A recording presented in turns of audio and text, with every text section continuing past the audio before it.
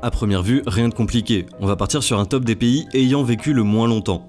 Mais avant de lister ces pays, on va quand même regarder ce qui fait d'un pays un pays. Donc on va aller dans le dictionnaire et on va à pays, territoire d'une nation délimitée par des frontières et constituant une entité géographique. Du coup on va regarder la définition d'une nation, ensemble des êtres humains vivant dans un même territoire, ayant une communauté d'origine, d'histoire, de culture, de tradition, parfois de langue, et constituant une communauté politique. Le problème avec ce genre de définition, c'est qu'à ce niveau-là, presque n'importe quel territoire peut être considéré comme un pays.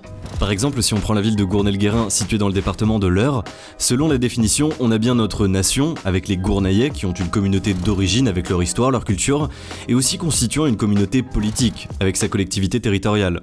Le tout défini dans un territoire délimité, donc par ce qu'on peut associer à une frontière. En fait, la reconnaissance d'un territoire comme pays est assez compliquée. S'il suffisait d'avoir quelques âmes et une zone géographique pour qu'elle s'établisse, la formation d'un pays serait assez simple. Du coup, quand on va lister les pays ayant vécu le moins longtemps, on va expliquer sur quelle base on peut les considérer comme étant des pays. Fondamentalement, il y a deux théories permettant de reconnaître un pays.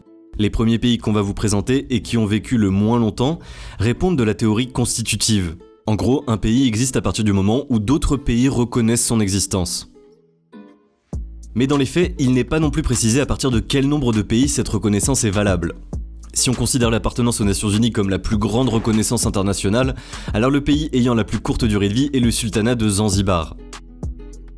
En 1963, des manifestations de mouvements nationalistes agitent l'archipel. Les Britanniques, qui dirigeaient Zanzibar, décident de leur donner leur indépendance. C'est la naissance du sultanat de Zanzibar le 10 décembre 1963. 6 jours après, l'ONU le reconnaît même comme un pays à part entière. Mais les manifestations ne se calment pas pour autant et des émeutes raciales débouchent sur une révolution. Du coup, les deux plus grands partis politiques du pays renversent le sultan le 12 janvier 1964, concluant l'existence du sultanat de Zanzibar au bout de seulement 33 jours. Mais appliquer la théorie constitutive à travers les Nations Unies, ça a ses limites. De nombreux pays ne sont pas reconnus par l'organisation, mais le sont par d'autres pays, comme Taïwan, dont la situation fait un peu débat. Si nous considérons que la reconnaissance officielle d'un seul pays suffit, alors le pays qui a la plus courte durée de vie est la République de Crimée. À l'époque, l'Ukraine est déchirée entre les mouvements pro-européens et pro-russes. C'est dans ce contexte qu'un référendum est tenu en Crimée, afin de proposer aux Criméens un rattachement à la Russie. Mais pour pouvoir rejoindre la Russie, la Crimée doit être considérée comme un État indépendant. C'est dans cette optique que les députés du Parlement de Crimée écrivent une déclaration d'indépendance le 11 mars 2014. Elle explique notamment que si le référendum du 16 mars débouche sur le rattachement de la Crimée à la Russie, la Crimée sera déclarée État indépendant et souverain. Résultat, le oui l'emporte largement, et la République de Crimée naît le 17 mars 2014, pour être annexée par la Fédération de Russie le 18 mars. La République de Crimée fut reconnue par un seul pays, la Russie, et n'aura vécu qu'une seule journée. Mais son existence est controversée, car si la Crimée remplit les critères de la théorie constitutive car reconnue par au moins un pays, l'ONU a dénoncé son référendum comme étant illégal. La reconnaissance d'un pays, c'est un sujet compliqué. La seconde théorie, d'ailleurs plus populaire, c'est la théorie déclarative. Cette dernière est un peu plus précise car elle se base sur 4 critères. Le pays doit avoir une population permanente, un territoire déterminé, un gouvernement et une capacité de relation avec d'autres États. Selon ces critères, le pays ayant vécu le moins longtemps, c'est la République démocratique fédérale de Russie. Pour poser le contexte, on va rester dans les grandes lignes, car notre pays voit le jour durant les révolutions russes, qui débutent en 1917, et il se passe beaucoup trop d'événements pour pouvoir les détailler tous précisément. Après la révolution de février 1917 qui renversa l'empereur Nicolas II, la Russie connaît d'intenses débats pour organiser les élections de l'Assemblée constituante. Le but est de poser les bases d'un nouvel État. Après des mois de préparation et de troubles, les élections eurent bien lieu à la fin de l'année 1917, et une assemblée constituante fut créée. Mais à ce moment-là, les bolcheviks avaient déjà pris le pouvoir durant la révolution d'octobre.